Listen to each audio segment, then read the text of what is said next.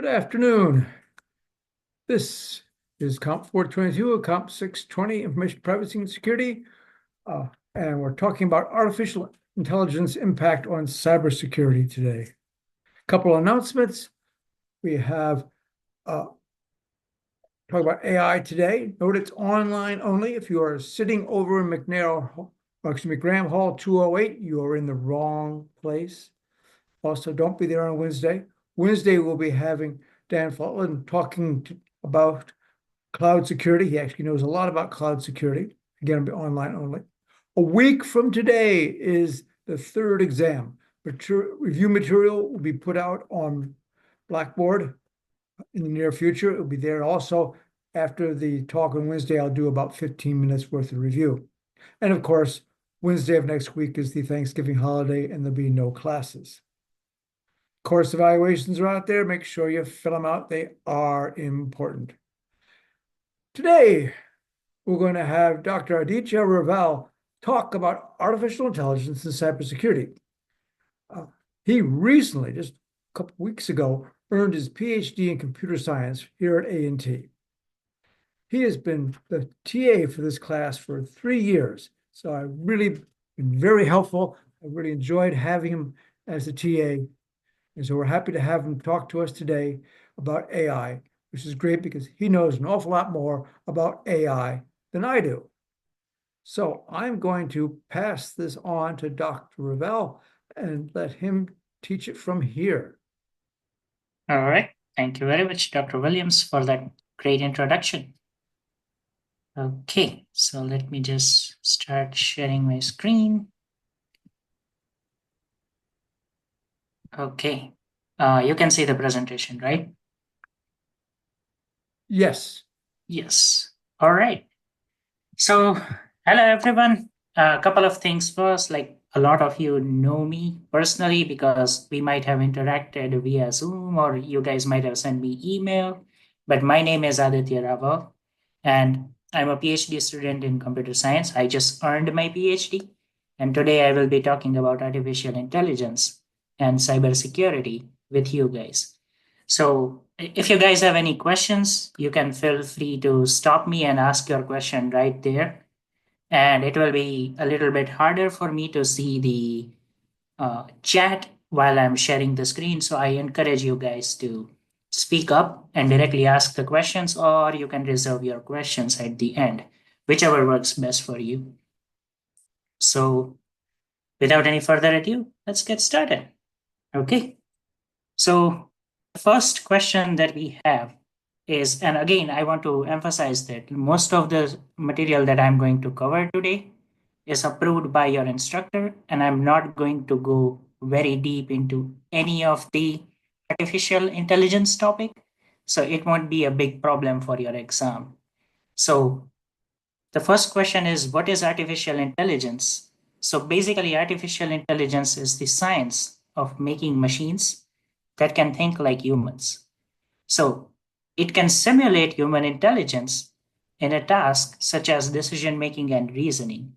So basically, lots of you might be using LLMs now, like chatbots, ChatGPT, Microsoft Copilot, Claude, etc. They are really getting good at decision making right now, but they are still lacking a little bit in the reasoning part. But again, there is a new process with long chain of thought based model, which can even excel at reasoning, but we'll see how it goes as it is developing right now.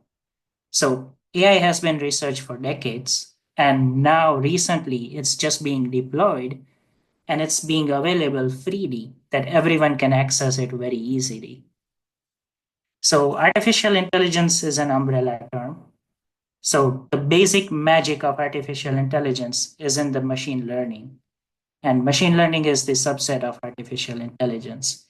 And again, if you have a bigger size of data, then you go a little bit deeper, that is deep learning, which is also a subset of machine learning, right?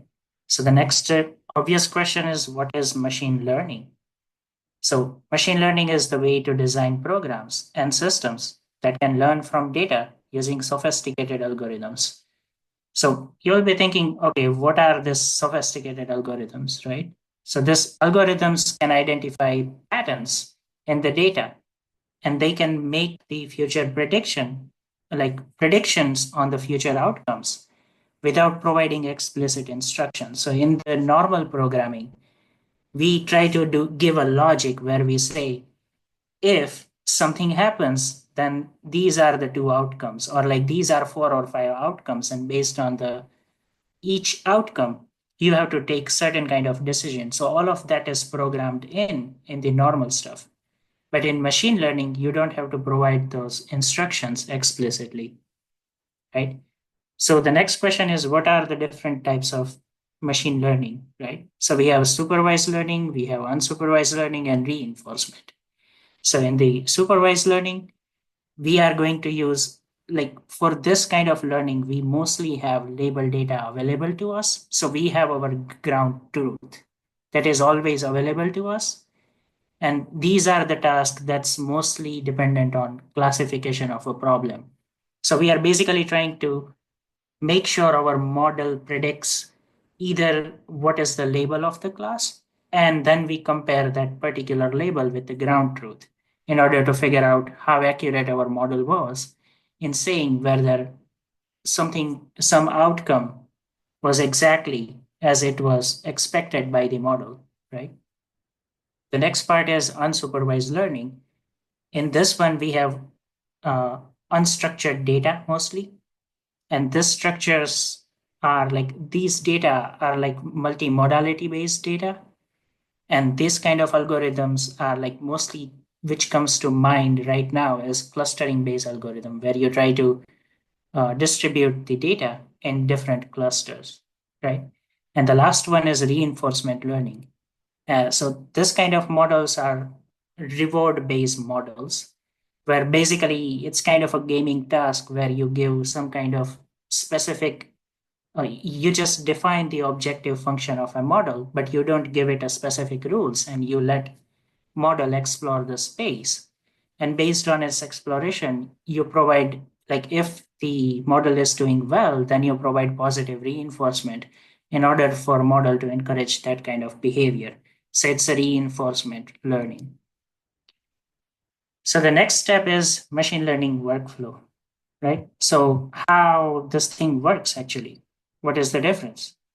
So if you see here, first and foremost, before we go to this workflow, the first thing that you need to do is you need to select a problem that you want to solve, right? That you need to know that what problem I want to solve. Based on that problem, you need to figure out that do I need to generate the data by myself, or if I go into the public domain and find some data. So that's your second step. But usually, in order to produce good models, you need high quality data.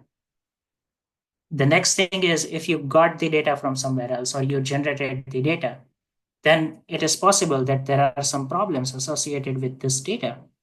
So you also need to consider data pre-processing stuff, where you try to handle if a data set has some kind of missing values, and then you have to decide whether you want to remove those samples that have missing values. And if your data set is very small, then you might want to consider some other strategies, such as whether you try to do imputation on the data, where you can use mean and median of the same features, mean, median, or mode, to fill out those missing values, right? Some data might have outliers. So for machine learning models, outliers are not really good because they can change the whole distribution of the data, and model uh, might get negatively impacted based on that. So mostly there are different outlier removal methods as well that we use in the data pre-processing phase. And the last thing is if you have too many features in your data, then you also need to think about like feature selection, like what kind of features I really want to use, which are noise, which are very important, which I want to discard. So if your data is a high dimensional data, then you also want to reduce the dimensionality. So there are different techniques such as PCA that does like principal component analysis that reduces the number of dimensions. So once you figure out all this step with the data, then you divide your data into two different sets because you want to have some samples that is not part of the model training in order to evaluate the model performance. So you divide your data into two parts where you have training data and testing data. You use the training data, and based on your problem, you decide to use a specific type of machine learning algorithm. So there are different type of algorithms that can be a very problem specific, but some popular algorithms that many of you might have heard of is random forest, that is a decision tree based algorithm. Then we have regression based algorithm, that is regression classifier. So it can be used for regression task as well as normal classification as well in some instances. Then we have ensemble-based algorithms. So like those are XGBoost and AdaBoost and all those different type of algorithms. So based on your problem, you are going to decide on an algorithm. Using this algorithm, you are going to do hyperparameter. You are going to develop your model. But when you develop your model, it's possible that you might want to do some kind of configuration on that model that is specific to your problem. So that's considered parameter tuning on the model. So once you develop your model, you use your unseen test data to evaluate the performance of that model. So model makes prediction, and then you compare that prediction with the ground truth that you already have, that is the true labels in terms of classification problem, and then you compare that performance. If performance is not good enough, then you again decide to select another algorithm, or you can even do further hyperparameter tuning on each of the parameters of your own model, right? Once that part is done, then you have your final model. And based on this final model, you provide production data to it, and you try to make predictions on the future outcomes. So this is the workflow of machine learning. So the next part is deep learning. So deep learning is a subset of machine learning, and deep learning utilizes neural networks with multiple layers that can mimic structure and function of a human brain. So basically, you like some of you might have known this kind of structure from the graph theory, where each of this are nodes, and all of the nodes are connected with all the edges. But in terms of neural network, each node is called neuron, right? And for deep learning, we have our input data. So let's consider we have an image of a dog. Then we feed that image. That, that image gets converted into some kind of mathematical properties that each neuron is going to have. And these neurons then do mathematical functions on it that is called activation functions. And there are different kind of activation functions like rectified linear unit and then sigmoid, 10H. So based on your problem, you decide to go with either activation like activation function. Some layers can have different kind of activation functions. And basically all of the data filters through each and every layer. It just goes through all the neurons. And then at the end, you have an outcome. So it's your output. So if your problem is multi-class, like it has multiple outputs, then you are going to have multiple outcomes. Otherwise, you are going to just stick to binary outcomes, which is you are going to say in our example, which is a dog, then the binary outcome is considered as whether this picture is dog or not. That is the binary outcome. But if you have multi-class outcome, then it's whether this picture is dog or cat. So that's like a simple multi-class problem where you have multiple outcomes. That model can say either it's a dog or either it's a cat, right? So do we have any questions on deep learning or multi-learning side? Deep learning or machine learning side? I think not. Okay. So now the next question is when to use the machine learning. Now, it depends on the problem and the task complexity. Always, like this is going to be the answer. It's not a crystal clear choice. But here I have outlined some of the things that you can consider that will help you decide whether you want to use machine learning or not. So, first thing is When you have a small to medium sized data set, you want to use machine learning.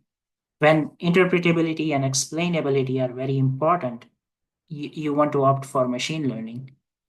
When the problem is simple and it does not require extensive feature extraction or a feature engineering process, at that time it's much more beneficial to use machine learning. And again, when you have limited resources.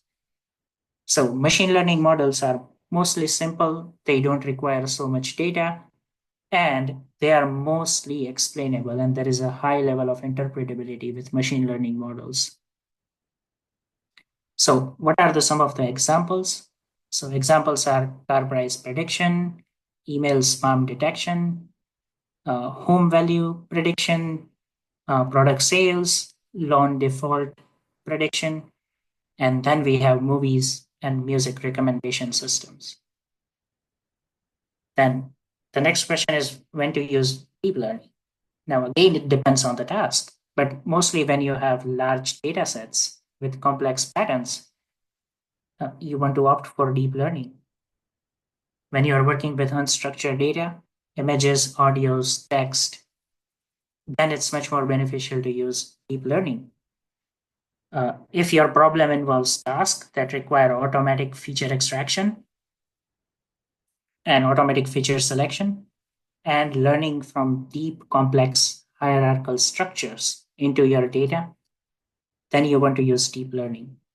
And again, you want to make sure you have sufficient computational resources, such as GPU and TPUs, to do deep learning because deep learning can be quite expensive. And all of us knows that right now the biggest giant is NVIDIA. And basically, they were much more focused on gaming, but for AI, the whole paradigm was changed because of GPU. Their GPU were much more compatible with the parallel acceleration of the games. And the same concept can be applied for the deep learning and all the AI models, where the parallel computation is much more powerful compared to the sequential. Could you please explain what a TPU is? Right. So the TPU is the tensor processing unit. So basically, it's a bigger servers that you have on the like bigger companies and some data providers, cloud providers. They actually provide you the tensor processing unit. So it's a big rack of resources all combined together into one brain.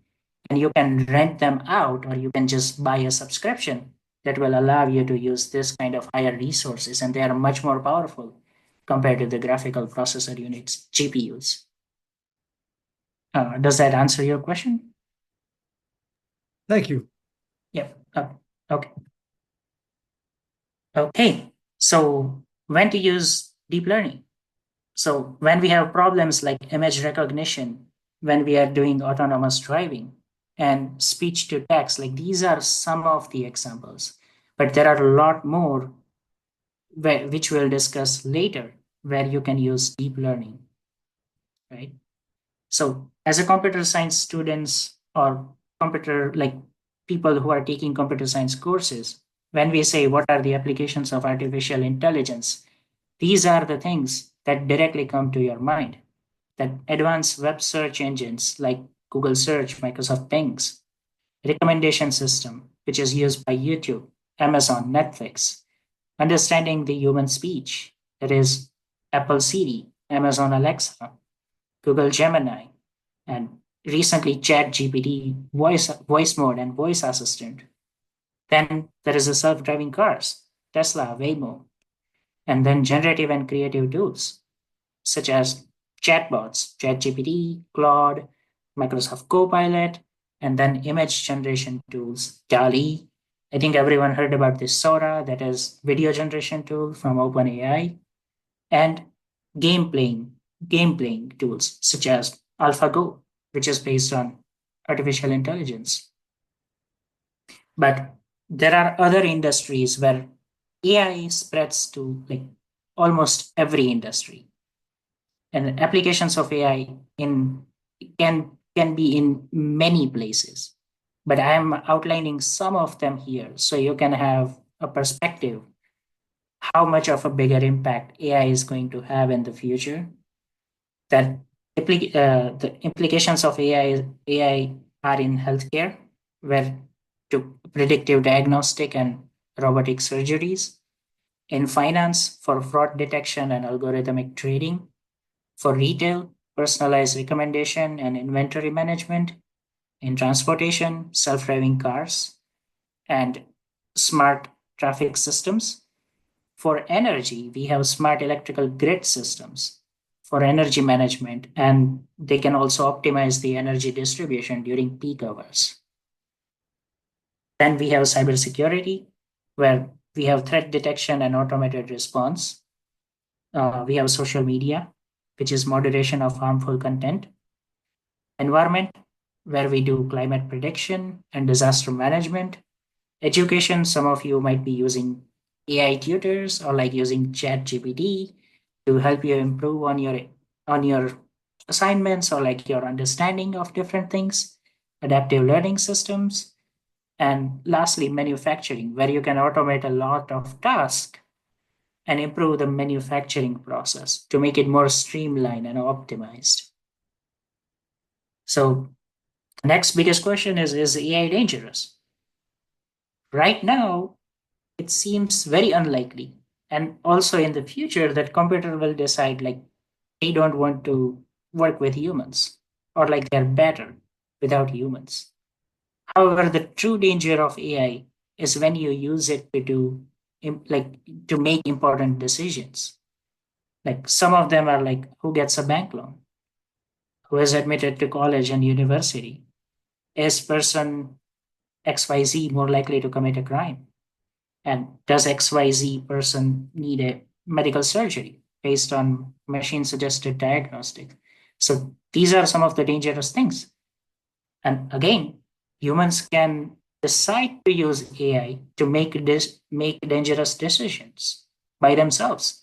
So some of them are like generation of autonomous weapons, social manipulation, targeted discrimination, invasion of privacy of someone, surveillance, and all those things, and job displacement. All the job displacement is going to happen, but it is hoped that some of the lower tier job will be replaced by some of the higher tier job that will be based on maintaining these AI tools. But overall, AI is dangerous, and if we assume it's better at these decisions than human, then it's again very dangerous. So the next topic is intrusion detection. So when we talk about cybersecurity, intrusion detection is a big topic in here. So what is it? So intrusion detection is a device or software application that monitors network or system for malicious activities or policy violations. Uh, there are different types of IDS. So one is network IDS that monitors network traffic. We have application IDS that can monitor behavior of applications during runtime. And then there is a host-based IDS that monitors access to important files on a system server anywhere that you define it. So what is the connection between machine learning and the attack detection? So IDS can employ machine learning to better identify abnormal or malicious network traffic. So these are anomaly based system. We'll talk a little bit more about them later. The training data is normal traffic without any attack patterns. Then you have an ML system that can detect traffic that is different from normal traffic. And it is possible that if attacker can bypass this system if their actions look very similar to a normal traffic, right? So the next thing is now we detected what are the problems, what is next that we can do about it. So the next question is what is an intrusion prevention system? So some IDS can also respond to detected intrusions and are generally referred to as intrusion prevention system, IPS. These IPS are just network tools that monitors network traffic and take actions to prevent execution of malicious tasks. And these are some of the IDS and IPS tools. So most of the tools, they combine functionality of both IDS and IPS. They try to detect the they have intrusion detection and as well as intrusion prevention systems attached onto them. So some of the open source popular options are Snort, Shuriket, OSSec, and we also have some proprietary systems such as Zeek and Checkpoint. And some of the others are based on popular security companies, right? Cisco NG-IPS. And then we have IPS system from FireEye Relics. Trend Microsystem also have their own IPS system that is called Trend Micro Tipping Point. And then we have Palo Alto Networks. So most of us are confused when we talk about IDS. We also think about firewalls because that is something that we are using daily on our computer. So what is the difference between these two? So a firewall restricts traffic through a gateway, while an IDS attempts to identify malicious traffic. An IDS can detect malicious traffic inside a local network that does not pass through the gateway. And while a firewall is proactive in preventing specific tasks from specific traffic from entering the network, an IDS can also identify malicious traffic when it arrives into your system. So, what are the detection methods of IDS? So, we have main two methods of IDS detection methods in IDS. One is signature based, and another one is anomaly based.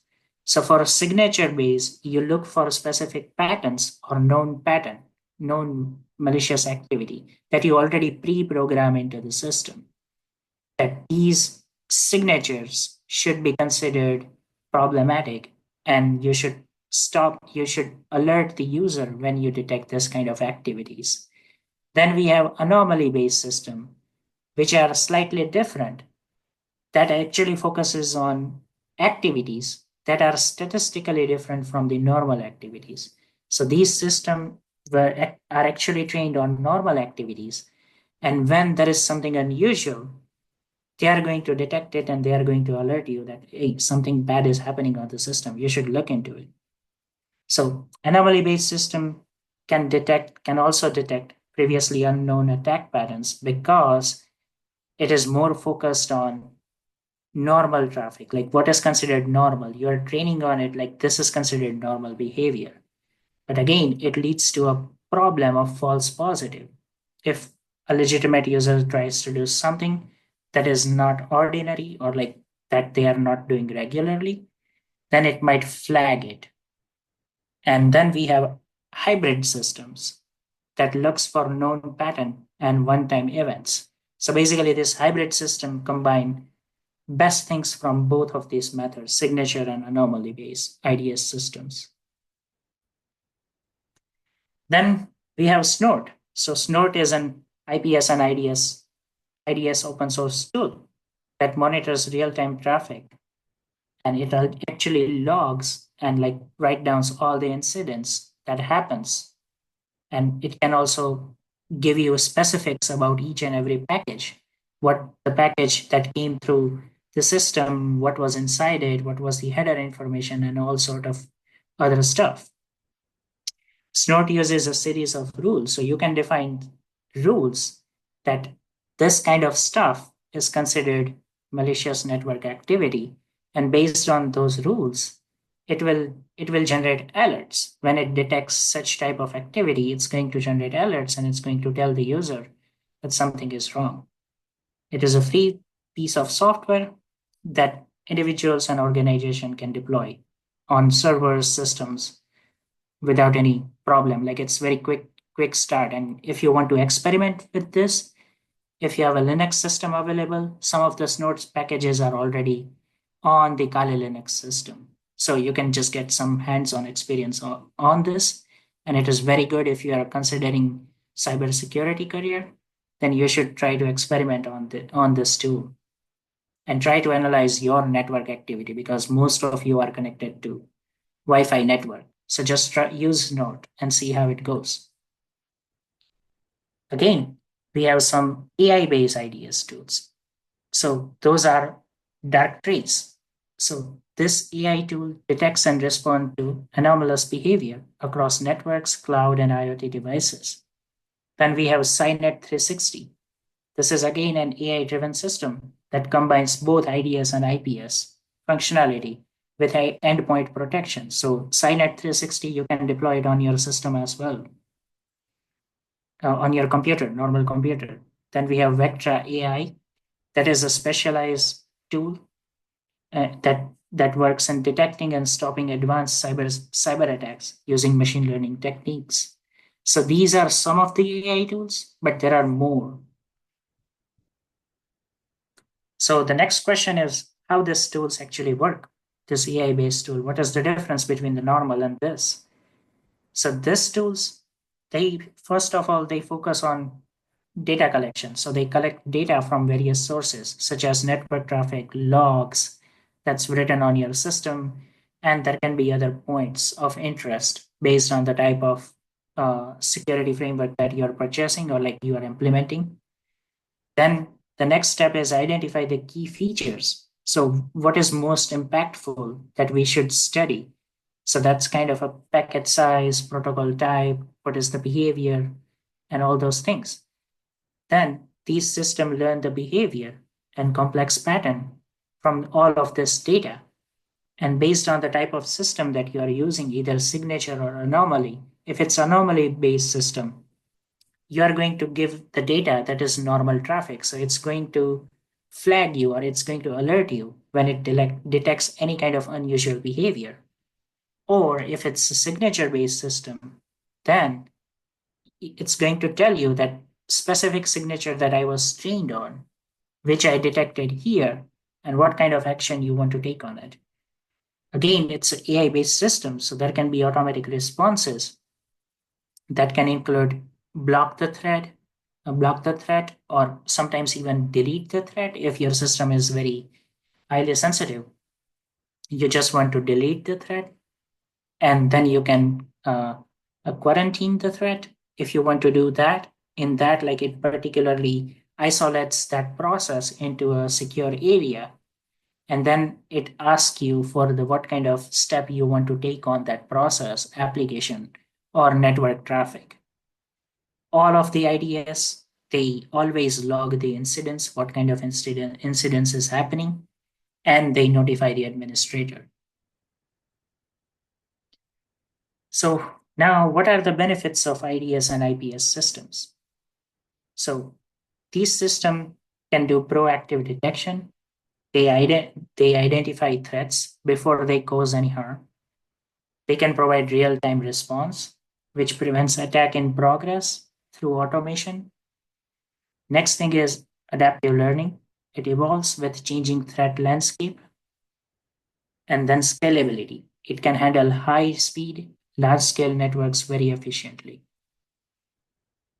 Now, there are benefits, so there must be some problems as well with this kind of system. So now the biggest problem is data dependency. It requires high quality, diverse data sets for effective model training. Next one is computational demand.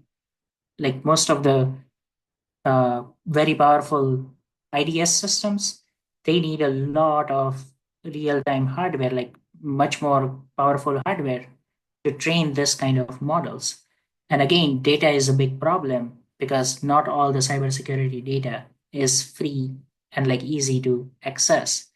Most of the data is proprietary, and you can find some of the public data sets, but again, it's not going to be as good as the proprietary data from cybersecurity companies, right? And the last thing is adversarial attacks. So system can be fooled by carefully crafted inputs because it's an automated system. If you craft it very carefully, it's gonna bypass all the system stuff that it was trained on.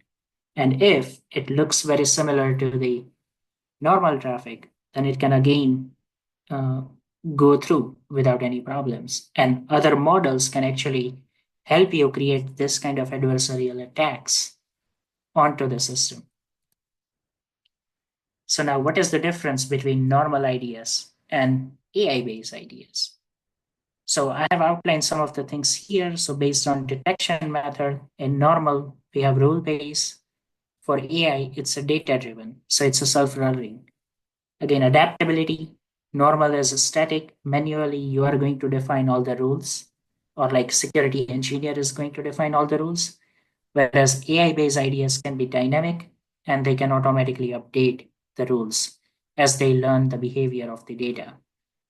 Then we have zero-day threats. So like all the zero-day threats, it's very highly unlikely that you are going to program all the rules beforehand for the zero-day threats. So it provides a poor detection in that particular space. But for AI based, it's a strong detection capability because it's learning from data. Again, scalability for normal ideas, it's limited. For AI, it's high. And detection accuracy. On normal stuff, there is a higher false positive rate. Whereas in AI, we have some improvement. But again, there are some challenges, such as high false positive, that remains a problem in both systems still. So it's still an open area of research if you want to work on it. But again, AI can improve the adaptability to new attack patterns because it is learning from data itself. So the next stuff is, what are the applications of generative AI in cybersecurity? So generative AI, most of us are now using it. So generative AI is a type of AI that can create new content, such as text, images, music, audio, videos, and in the cybersecurity terms, it can also generate new attack patterns as well, new kind of novel attacks for you. And we have models like GANs, that's generative adversarial networks that can generate new attack patterns. So this is one of the model that we are going to talk about a little bit. So the next question is, what are the uses of GANs, right? So you can have defensive use of GAN, and you can also use GAN for bad purposes as well. So the defensive stuff is you can simulate unseen attack patterns and attack new attack footprints. You can generate synthetic data if you have very less data for a specific type of incidents, so model can get much more better at it. But now there is again malicious use as well, where you can generate extremely convincing phishing emails using this kind of models. You can also design polymorphic malware that can adapt to defenses, right? So most of this polymorphic malware is a type of they are the type of the software that can change its code to evade any kind of discretion, like detection during the runtime. So they can change their code on fly. So these are very dangerous, and you can also generate them using this GAN models. So now, what are the pros and cons of generative AI from cybersecurity viewpoint? So GANs can generate new data, which results in more data for your model training. So that's one of the plus. It can improve anomaly detect, like it can detect anomalous behavior, and it can be much more better at preventing zero-day problems, zero-day exploits, which are harder to classify and work with, right? And then we have generative AI. So that can also lower the barrier. So if you don't know how to do this stuff, now you have someone that can help you with it, right? So they can lower the barrier for you in launching such a sophisticated attacks. So that's one of the cons of generative AI. Okay, so do we have any questions on ideas till now? Because we are going to switch to deep fakes. That's a different stuff now. I think no one. Okay. So now let's talk about deep fakes. So deep fakes is AI generated synthetic media. So these are digitally manipulated images, audio, video versions to deceive the people, right? Some of you might have seen some funny deepfake videos online. We'll talk about some of the examples. But deepfakes leverage powerful deep learning techniques to analyze and mimic the facial features to a realistic replacement of person's face with another in a video. Now, as examples of deepfake, there was a video of the Ukrainian president telling their troops to surrender. Right? There are also deepfake images of Donald Trump running away and fighting the authorities. And there is a report that is published in October 2019 by Dutch cybersecurity startup DeepTrace that estimated 96% of all deepfakes online were erotic adult contents. So, what are the effects of deepfakes? So, deepfakes can be used to elicit trust, allowing attackers to make more convincing and personalized phishing attacks. Generative AI can create realistic fake personas to interact with people using social media. With deepfakes, there is a spread of fake news, that's disinformation. Scammers, like fraud can happen. So scammers can use deep voices, deep fake videos to trick you into doing something and make you victim of a fraud. Then there are social engineering where they try to impersonate someone or some of your loved ones for some kind of financial exploitation. It can be even blackmail at some points. So what are the deepfake? So what is the deepfake detection? Because we are in cybersecurity, so we are going to talk about detection. Now, using AI tools, like we can use AI tools to detect deep fakes, and these AI tools can learn inconsistency in the facial movements or the inconsistency in the audios to tell you whether the audio is original or it's a deep fake. It can identify true origin, like you can also take some steps such as identify the true origin of a media. And some of the suggestions to protect against deepfake is digitally sign.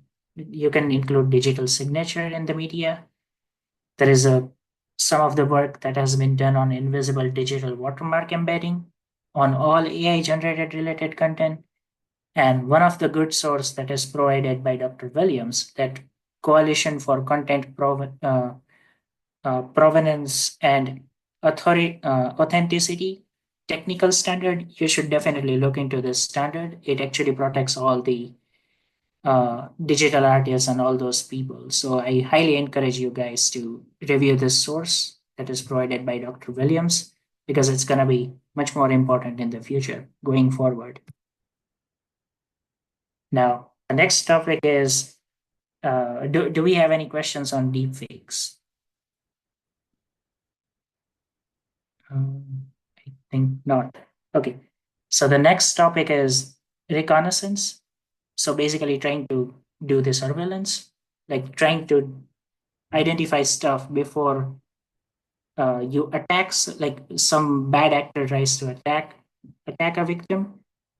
So basically a good attacker will learn about his victim before they attack them. An attacker will learn the web application's technical and functional details to fully understand it. So when you understand the application structure, instead of attacking a black box, now you have some inbuilt knowledge onto it. So now it becomes white box. Now the attacker will want to know the tools, platforms, packages, and structure of any application that they are trying to attack beforehand, if it's possible. And all of that is part of reconnaissance. Next thing is open source intelligence. So OSINT is intelligence produced by collecting and analyzing public information with the purpose of answering a specific intelligence question. Data can be collected from sources such as web searches, social media, news reports, and corporate records. Data collection and analysis can be automated with the AI. Now, next topic is finding the victim. So how does this process work? How they decide or how they work on a victim? So an attacker generally must find a victim before they attack them.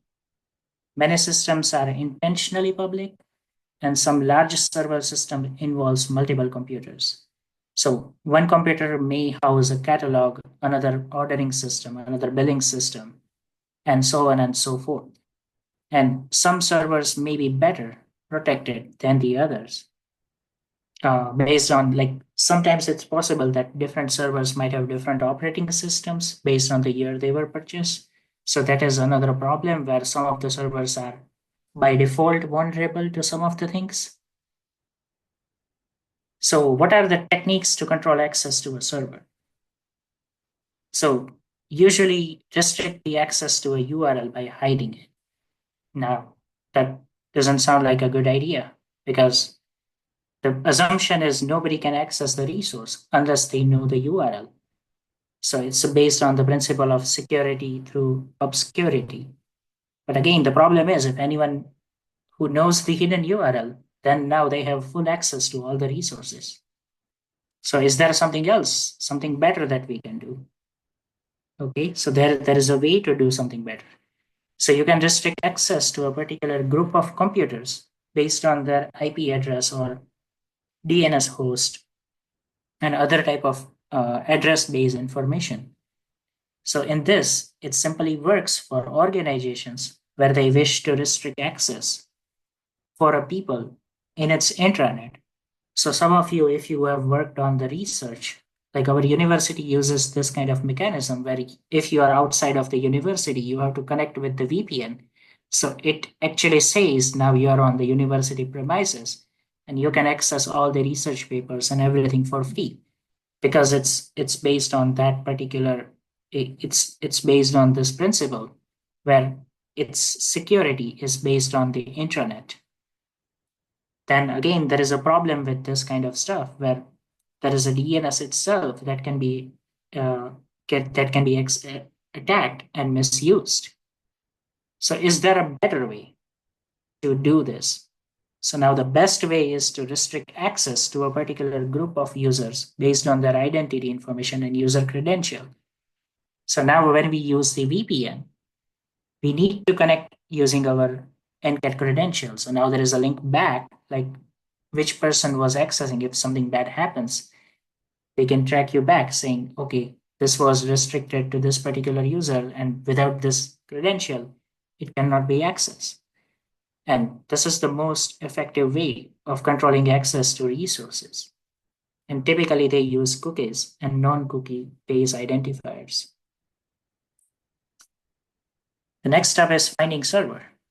So there are ways to find servers on a network. So if you go to Chrome debugger and Edge, like if you are using Edge or Firefox or some other tool, then there are developer tools that will list all the network traffic. And sometimes they also use like whichever servers are being used, all of them are listed over there. You can also look into the HTML page and examine all the code to figure out where the redirection is happening. Google searches can also specify a specific domain, and you can find those information. And again, there is a phishing where you can just figure out the servers by sending cleverly crafted emails. So the next is Nmap tool. So Nmap is a network mapping, a free and open source utility for network discovery and security auditing. Like this is a tool that uses raw IP packets to determine what hosts are available on the network, what services those hosts are offering, what OS they are running, what type of packet and filters/firewalls are in use, etc. Now, it is encouraged that you try to run Nmap on your individual system to see what kind of stuff you come up with. It is always informative to run Nmap against your computer and see what is available there. So here is an example that Dr. Williams provided. I think this is a general example or maybe his own network for Nmap. But if you can see here, we have Nmap scan report for this IP address. It has total 995 close ports. It can say port number 22 is open and there is an SSH available. So you might be able to attack using the SSH credentials. There is an open SSH running on the Debian system here. There is a port number 80. It is for HTTP, and Apache is running over there. Then you have different kind of filters. It also tells you what is the device type. It says general purpose, and it is running Linux 2.6. So Linux version 2.6. Then there are some powerful tools like Wireshark. So Wireshark is widely used network protocol analyzer. It lets you see what is happening on your network at microscopic level. It allows for live data capture and offline analysis. Packets can be filtered by many criteria. There are details of many different protocols that you can see in this tool. And again, don't try to do this, but like there are ways. If you go to coffee shop and if lots of people are using it, you can see all of their traffic using the Wireshark, like what they are doing, and sometimes in a detailed manner if their connection is not encrypted. So it can basically sniff the packets. Then there is Wi-Fi eavesdropping. So attackers can monitor Wi-Fi wireless traffic. There is a special hardware required, special hardware and software like in your area. And encrypting Wi-Fi hotspot significantly limits what an attacker can see, such as information inside the package, address of sender and receiver, all those stuff. And lastly, we have evil twins, evil twin attack. So it's an attack.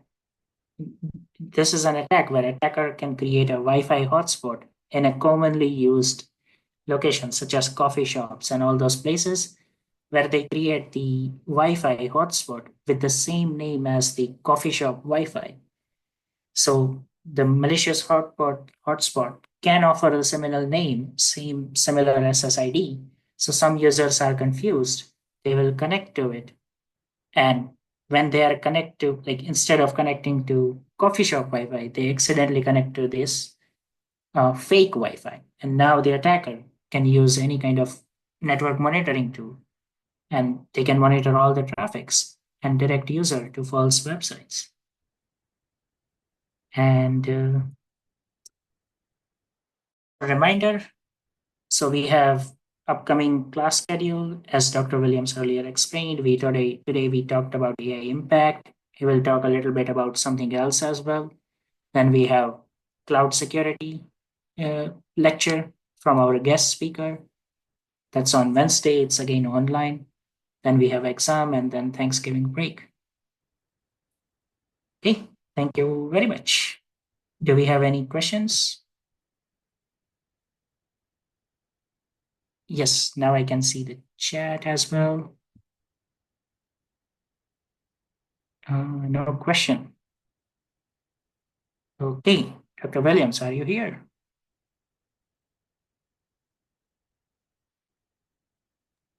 Thank you, Dr. Bell. Hopefully Thank all you of you very can much. see quick advertisement for Wednesday. We do have another guest speaker, and I thank Dr. Bell for speaking today. As you notice, he knows a lot more about artificial intelligence than I do. Dr. Bell did say that the information about AI systems would not be on the exam, which is true, but questions about the use of AI for cybersecurity is a very likely exam question, so be ready for that. Okay, Wednesday, Dr. Fulton is going to speak to us. He's here at A&T. He's been here all semester. He's our Googler in residence. He's a visiting professor from Google. He teaches some classes right now. He is the head of risk management for Google, so he's an excellent source for talking to us about Google, about cloud security. I mean, who else could I get? I'm getting you the best. Today I got you a recent PhD in AI to talk to you about AI cybersecurity. On Wednesday, I'm getting the best from Google. So, hey, what do you want? He's out there supporting, he has a team of people work for him, and he leads them to hardware, software infrastructure, and security. So he's the man. So he'll be talking to us on Wednesday. Also on Wednesday, I will be talking a little bit about a review for the exam, which is a week from today. Some of that material will be out early on Blackboard, so you can see it there. But you can go out to the course syllabus and see all the topics that we have covered since the second exam. There'll be no material on the exam about material previous to the second exam. Although I wouldn't forget that stuff because sometimes you have to, for instance, encryption. There may be an encryption answer to a cybersecurity topic that we covered since the second exam. So you ought to understand that. So I guess that's it for today. We'll call it quits early. And we'll stop here and I'll see you again on Wednesday. So thank you very much. Unless there's no more questions, that's it for today. All right. Thank you very much. I will also stick here if anyone have any questions.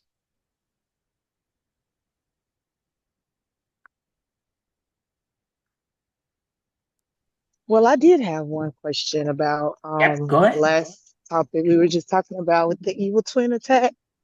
Mhm. Well, for one, I guess that's why they tell you don't connect to like public Wi-Fi at all. But even when I try to log on to Wi-Fi ANT, it kind of says it might be a suspicious connection too. So Right. could it be that? So mostly what you want to do is like ANT uses a custom certificate, right? So your smartphone Hmm. might be saying that like it's a suspicious connection. But Yeah. again, whenever you are using public Wi-Fi, you really want to make sure you're connected through VPN. So you can just protect yourself because our Hmm. university provides the VPN to you. So you know that Oh, we have okay. Cisco AnyConnect, right? So it is Yes. always recommended that when you are at university, just connect through Cisco AnyConnect. Like it's gonna connect you to the university server, but again, your data is encrypted now. Now we are using AnyConnect. So If most Oh, okay.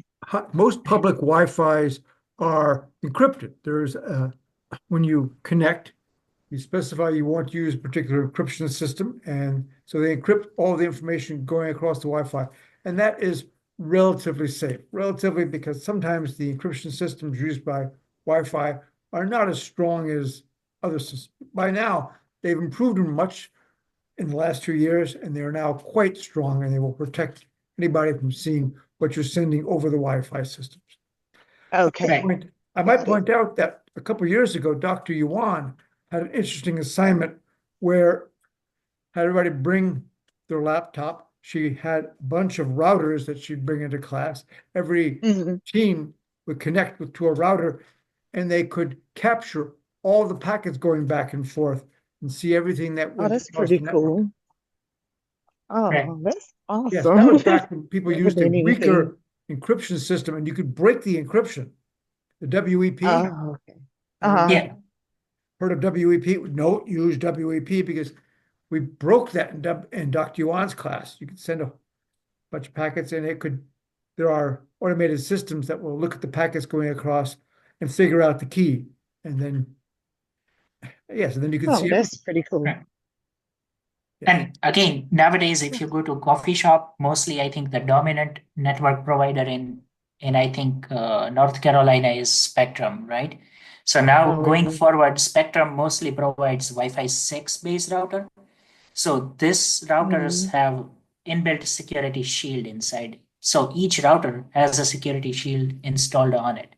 So when it's a Okay. public place, like that security shield can actually based on they ask you for your name at least when you connect to the Wi-Fi, right? So based on your name, they can actually map you to a specific security Hey. rule, and then everything is encrypted. And of course, if you use Okay, I just missed it. HTTPS, it's encrypted Yes. at a higher level, Yep. multiple levels of encryption. Okay, HTTPS. Okay. No, that makes sense. I was just wondering because I saw the certificate thing too, so it Yeah. makes sense Well, that I could unfortunately, trust. sometimes the Okay. university screws up their certificates, and so you see warning messages. Yeah, Right. it's Yeah, that was my. going to happen. So I was wondering if it was an evil twin attack or if it was No. just, something with a certificate. But okay. Dr. So I mostly understand. it's new when it's not still verified by the NCAT server. They deploy it and like you use it in couple of days before they even confirm it with the authorities. At that time, you will see it will say it's not trusted because they really didn't verify it. They deployed it, but they are still working on the process of verifying it. Okay. Okay. Just trying to Dr. make sure. Dr. Yeah. Val. I have one more Oh, question. good, because I have one. Go ahead. Oh, okay. I'm sorry, because it was on a different topic. Fire away.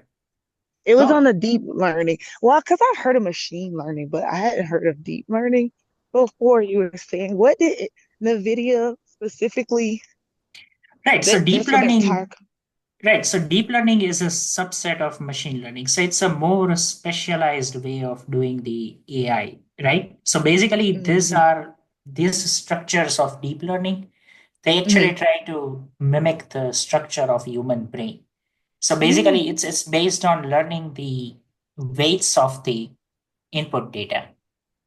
So when you provide the input data, their weights are calculated, and each neuron then they do the activations to like those activations just convert those weights, and based on those weights, each neuron can learn some part of the input data, and they can remember it.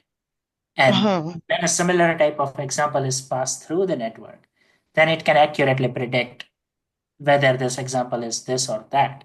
It can also do other tasks as well, but it's a specialized model that requires much more data compared to normal machine learning. Okay, got it. All right, I'm gonna research the video a little bit more. Yep. You can also Alrighty. refer to the link where it's on the presentation, it will be uploaded. There is a guide for newer people for deep learning. So I also included the source on the slide. Okay, perfect. Slides are on a I'll refer blackboard. to that. All right, thank you. All right. Dr. Val, do you have any interesting questions that might be appear on an exam? Yeah, I will send you some. Okay. Well, yeah, if you do, I know from experience that sometimes, oh, she left. I didn't really care if she heard. Right. That sometimes it's difficult to make a, Oh, you are recording this. So when you publish oh, this, yeah, you're oh, going yeah, to. okay, yes, I'm going to stop recording. I'm going to edit that out. Right, right. You don't Okay. want to give away exam part on YouTube.